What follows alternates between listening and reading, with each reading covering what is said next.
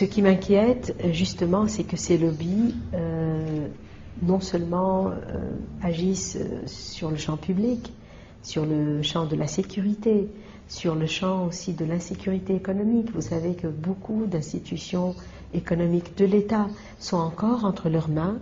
Nous savons également que certains syndicats de base, ce sont des RCDistes, contrairement à tout ce qu'on... C'est pas l'UGTT comme ça en général.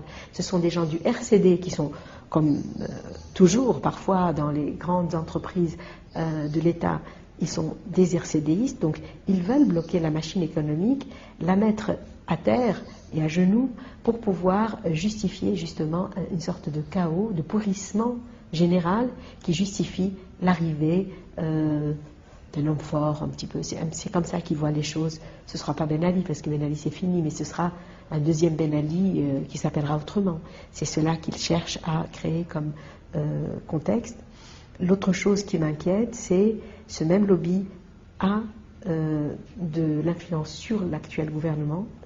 Il exerce une pression sur ce gouvernement, notamment à travers les médias, à travers les ministères, etc. Et notamment à travers l'institution de la justice qui est largement encore entre leurs mains.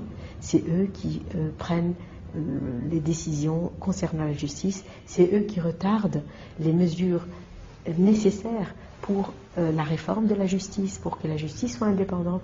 C'est eux qui sont derrière et ils ont le bras long et ils finissent parfois à avoir gain de cause dans cet équilibre fragile où le gouvernement subit une double pression, d'une part des forces révolutionnaires qui exigent que des mesures concrètes soient prises en direction des objectifs de la révolution, et d'un autre côté de ces forces léthargiques, de ces forces de la contre-révolution qui veulent retenir la machine vers l'arrière et pousser à ce que les